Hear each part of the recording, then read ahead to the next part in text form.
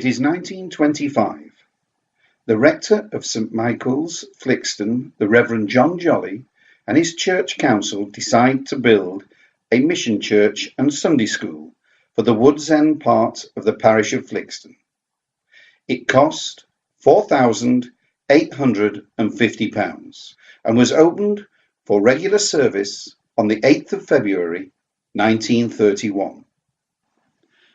New housing was built in the area around the mission in the 1950s, and St Michael's started a building club project to raise money for a new building. Contributions of sixpence a week were sought. The mission was given the name of St John's in 1956. Prestwich-born Fred Cooke was ordained in 1961 and appointed assistant curate at St Michael's, Flixton. He and his wife, Helen, a dance teacher, lived then at number 10 Western Road. Fred was soon introduced to a group of formidable ladies who told him, "We are the Women's Fellowship, and we run this church." Sunday school outings were popular, and St John's had its own wit walk. Fred started running parish holidays to places as far afield as Ireland, with many young people taking part. In 1963, the first summer children's mission titled The Flixton Fish was held. Fred Cooke toured the parish on a bicycle with a loud hailer to publicise it. It was repeated the following year and almost every year after that in one form or another until 2001. Parishioner Bobby Charlton was enlisted to open the church Christmas fair in 1963. Numbers rose and young people's organisations were started.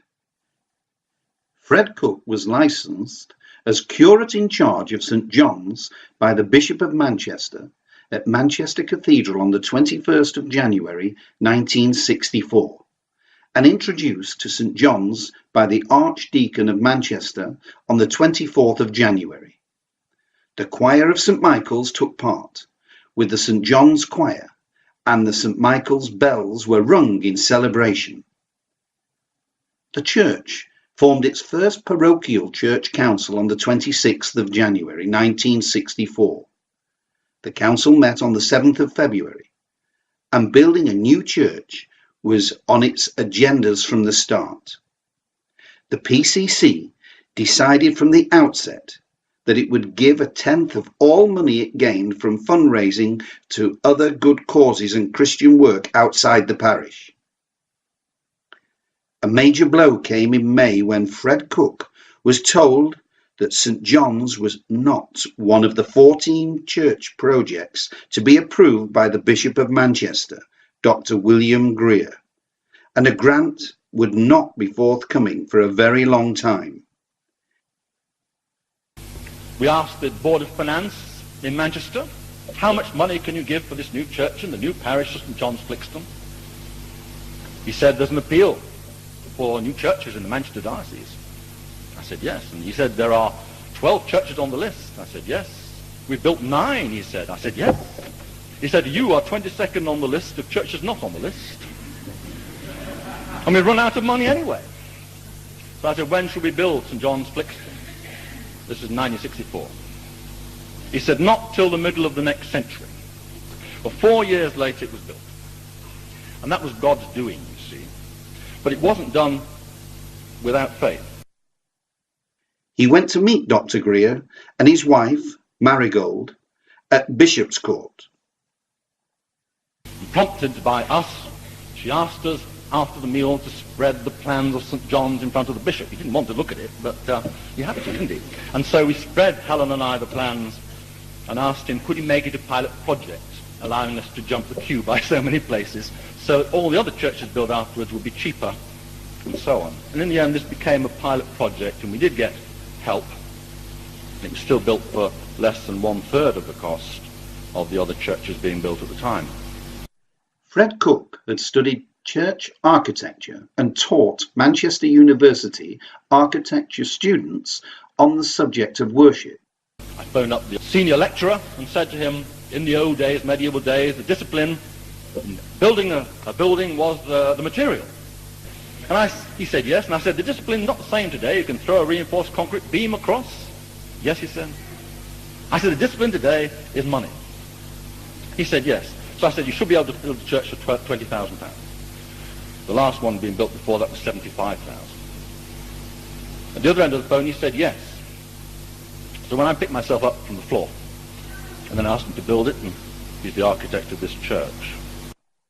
The Flixton show, Churchwarden Howard Lydiard's idea, was held in the grounds of Wellacre Boys' School on the 19th of September 1964, with a 160-foot by 40-foot giant marquee and several smaller tents. It was attended by over 2,000 people and repeated in the following few years. The 80-strong self-governing St John's Youth Club operated on Thursdays and Sundays, and a newspaper feature observed that on most nights the girls danced to records, doing the shake, the reporter said. The boys watched them or played snooker. Fred Cooke started a football team for St John's lads. He called it Burnley Juniors, and Bobby Charlton was made its first president. Here is Fred describing those days. And then we wrote to Bob Lord as the chairman of Burnley, and we said, can we have your official permission to be called Burnley Juniors? And we were allowed. And Burnley Juniors won that league in Manchester, so 12 to 13-year-olds. But the boys kept coming. I became the manager in the end. Bobby Charlton was the president. He used to live over on the edge of the parish.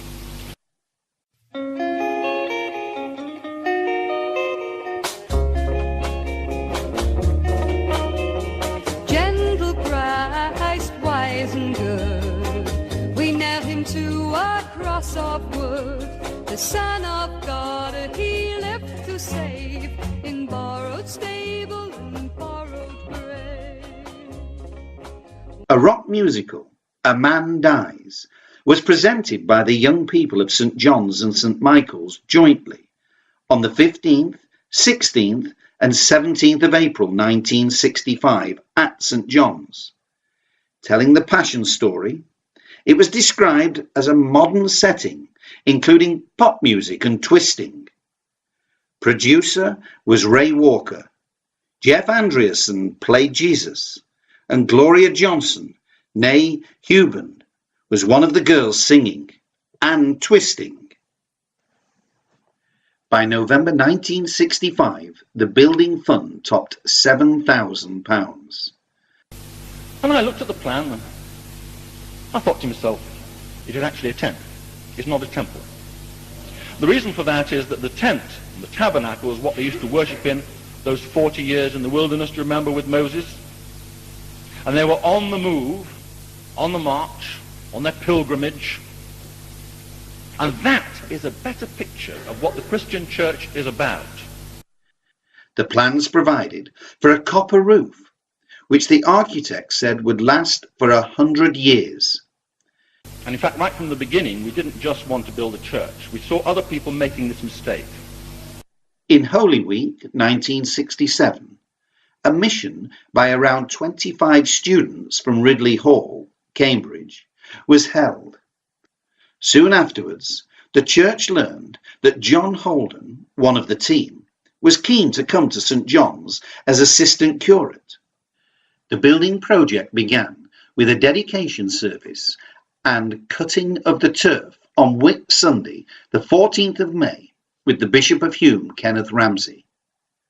Work began on the site the following month, and the Buy a Brick for Sixpence scheme was launched. When the copper for the church roof was delivered, Fred and the church wardens spent a night in the saloon bar of the Red Lion pub, where the De Brook Lodge now is, keeping watch over the site in case anyone might try to make off with the valuable metal sheeting. In the darkness, they noticed someone moving around on the other side of the road.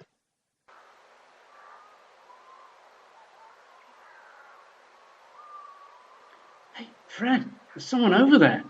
They're trying to steal our church roof. Well, come on then, let's get them. Hey, you! Gotcha. I can still do a rugby tackle, you know, even if I am over there. So what are you doing here then? We'll get the law on you. I am the law. I'm making a check on your property, Vicar, just in case. Oh, I'm terribly sorry, officer. I didn't realise. I do apologise. Well, now you know. No harm done. Evening all. Mind how you go. The building had its cross at the roof apex in position by the 8th of December 1967.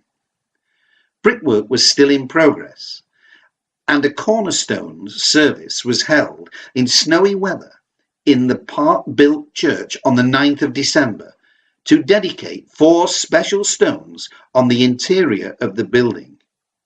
They are visible today and use symbols suggested by Fred Cooke. Here is Fred describing that day and the meaning of the cornerstones. There was no roof on this building. It was winter and it's snowing. And we sang Christ is our cornerstone at least 3 times. Right through 3 times, I mean. Because we had to get through this ceremony. Little curtains were either side of the cornerstones, and clergy have been involved in the past, were involved in pulling these tapes that the curtains open to reveal these cornerstones. And what do they say? First of all, at the back, there's the sign of the fish. The fish is the earliest sign for Christ. Do you know that? Before the cross, Jesus Christ, Son of God, our Saviour. And we put our whole faith in him. And so Christ's new life comes into us. We are baptized, we believe, and then at the altar, we remember we are fed. The Lord's table, we are fed with the spiritual life of Jesus as we go on, feeding us on our spiritual journey. And finally, Alpha and the Omega, the first and last letters of the Greek alphabet, the beginning and the end. God is the A and the Z of life. He's there at the end. And I believe those who've gone on are not behind us. We can remember them in the past, but they are waiting in the future. And they're also cheering us on like a football crowd. Anyone who plays football knows jolly well the difference the crowd makes. So listen to the crowd sometimes. They're cheering you on. All those who've gone before the church was consecrated and so on, they're all cheering us on to get on with the task of claiming people for Christ, of letting them enjoy what we so richly enjoy, the greatest thing we can possibly possess, Jesus Christ, our Lord. The new church was consecrated on the 30th of March 1968 by Dr. William Greer, Bishop of Manchester, after 2 weeks of nightly working parties to get everything ready inside it. Over 600 people were present. St. Michael's, Flixton donated the bishop's chair, and the reredos and some furnishings from the old church were reused in the side chapel, which was originally open to the main worship space. The stainless steel cross on the church porch exterior was made by Mr. A. E. Woodhead, master in charge of the technical drawing department at Wellacre School. Its £3 cost was raised by the 5th form students. The new vicarage was completed in October 1968, and that was the end of the beginning. Listen to Fred Cooke preaching at St. John's on the 25th anniversary of its consecration back in 1993. I remember feeling that when we started this, it was like being at the beginning of a dark tunnel and you couldn't see the light at the other end. There seemed to be no money. There weren't many people either, for that matter. And so it didn't look very hopeful, although there were some very good people. But God, you see, works that way. Hope is not just knowing what's going to happen and putting your hope in that. It is hoping for something you cannot yet see. And you don't know how it's going to happen. And we're all now taking part in this work in which this church was founded. St. Paul says, I planted, Apollos, another apostle, watered, but God gave the growth. That is so with St. John's Flixton. For no other foundation can anyone lay than that which is laid, Jesus Christ our Lord. We should remember perhaps a word of one of the Methodists at the time. I remember before we built this church, he said, "What a lovely building you've got." This is before we built this one, and I thought, really? He said, "Well, what I like about it is the name. Always used to be called the Mission. The Mission. And maybe it should always be called the Mission. Maybe that's what a church is.